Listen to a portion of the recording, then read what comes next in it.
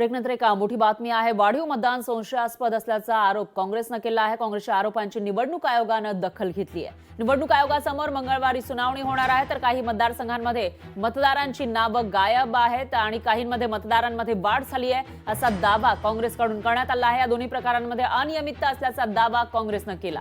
तर मतदानाच्या दिवशी संध्याकाळी 5 ते रात्री 11:30 या दरम्यान मतांच्या टक्केवारीमध्ये अनपेक्षित वाढ झाली आहे आणि हे वाढीव मतदान शंकास्पद असल्याचा आरोप काँग्रेसनं केलाय। या दोन मुद्द्यांवर आयोगानं सुनावणी घ्यावी अशी मागणी प्रदेशाध्यक्ष नाना पटोले, प्रभारी रमेश निथला आणि महासचिव मुकुल वासनिक यांनी पत्राद्वारे केली आहे। यावर आता मंगळवारी संध्याकाळी 5 वाजता सुनावणी होणार आहे। तर 30 लाखाच्या जवळपास राज्यामध्ये मतदारांची जी नावं आहेत ती काढण्याचा आरोप करण्यात आला होता। त्याचबरोबर 32 लाखाच्या वर मतदान वाढलेलं आहे आणि त्यामुळे संशय व्यक्त केला जातोय। याशिवाय ज्या लोकांची नावं काढलेली आहेत, बऱ्याचशा मतदारांची नावं त्याच्यामध्ये त्या लिस्टमध्ये नव्हती, त्यांना मतदान करता आलेला नाहीये आणि त्याचबरोबर आपण बघितलं तर बऱ्याचशा प्रमाणामध्ये मतदान वाढलेलं आहे। त्यामुळे ही सर्व आकडेवारी ही याच्यामध्ये काहीतरी संशयास्पद आहे असा आरोप काँग्रेसकडून करण्यात आला आहे आणि त्यासाठी त्यांनी पत्राद्वारे चौकशीची मागणी केली होती। याच्यावर आता निवडणूक आयोगाने सुद्धा उत्तर दिलं आहे। त्या मंगळवारी त्यावर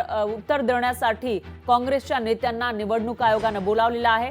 3 तारखेला काँग्रेसच्या नेत्यांसमोर निवडणूक आयोग आपला पक्ष ठेवणार आहे। त्यामुळे आता ज्या शंका उपस्थित केल्या जात आहेत काँग्रेसकडून, त्याच्यावर कशा पद्धतीने उत्तर दिलं जातं निवडणूक आयोगाकडून ते बघावं लागेल।